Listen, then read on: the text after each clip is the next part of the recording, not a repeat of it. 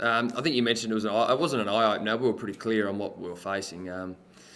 We're very clear on where we're headed. At the moment, we're a bit inexperienced, and it was men against boys today. We got bullied, and credit to Ace and the team that got down here. But we're right at ground zero at the minute. I signed a 3-year deal to start again almost. We had 12 players today that have played less than 10 games of TSL footy. So tough day at the office. We'll look our wounds and we'll review the game pretty hard and have a look at it, and back up again on Friday against Burnie. And how are you going with your ribs? The head hurts more than the ribs at the moment, but we're fine. Yeah. What did you have to say to the boys at half-time? Obviously pretty tough to address them when they're down by 100. Yeah, just try to stay really positive. I mean, there's probably 9, 17-year-olds looking at me, what do we do? So there was no good being angry at any point today. It was purely a learning experience and an opportunity to reference today as that's the sort of team we need to become, and it's not going to happen overnight, and you can't just give games to players, so they need to back up each week, and footy's a very tough game, so it was a long day at the office. Were there any positives you did take out of it? Yeah, it was a couple of young blokes that played particularly well. I mean, they were up against it, so Ben Hawkes in particular was very strong. I mean, his face is cut and busted, and that was due to his effort after the game. So you got Burnie next week, big game. How do you prepare for that, and how do you pick yourself up? Oh, they're all big games. I mean, we're pretty clear. We've got a plan in place that we want to get games in our young guys. Wins and losses are a little bit irrelevant at the moment. I mean, we're pretty keen to win a premiership, not just games on a weekly basis. So we just know we need to keep playing the same sort of side and get the 20, 40 games in them that you need to actually be competitive. What was it like coaching from the bench? I must admit that's the biggest loss I've been involved in at TSL level, so pretty frustrating that I couldn't actually be out there and do anything. But it is what it is. So Ace, after last week's slower start against City, you must be pleased with your very fast start. Yeah, look, obviously, playing at home, we like playing at home, and we addressed it during the week, and we knew that was something that we wanted to do, and we certainly got that done today, and I thought it was an impressive start for the boys, and players played their role, and we managed to hit the scoreboard quite convincingly.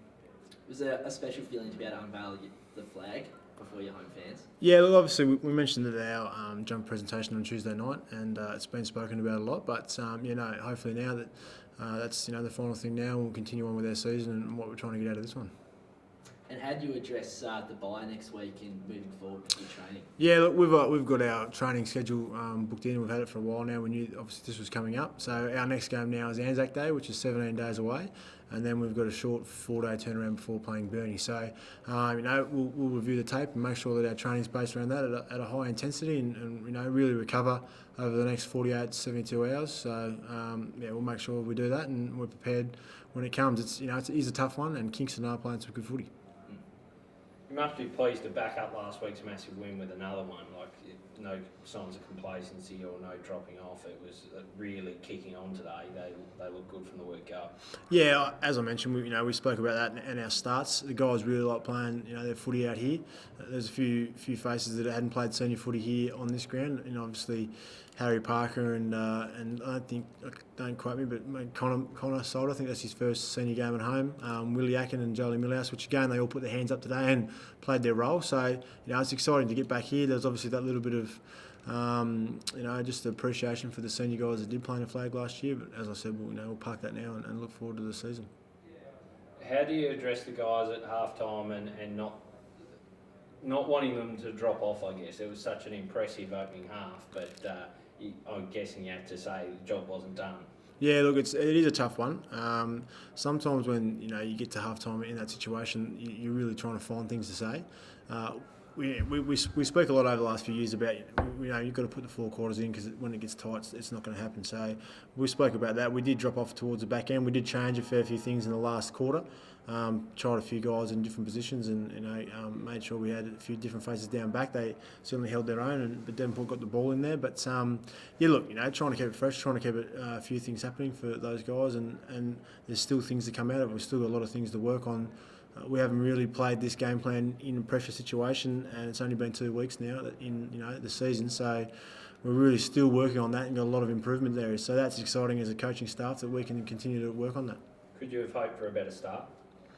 No, I don't think so. Unless we probably kick straight, maybe that's. But look, as I say, that we address that during the week. It's a pleasing thing that we can tick it off.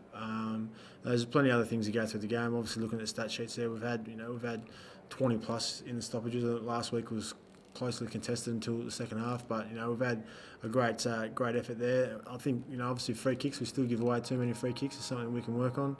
Our hit-outs were phenomenal tonight. I think Duff had another great game, backed up by Hawley and Hillsey, but Duff's had 59 hit-outs to 19, so that's an exceptional thing. And then we've had 219 possessions and 92 marks, so we spread the ball really well and we moved it by foot, I thought, pretty well, and didn't give the opposition a chance to set up.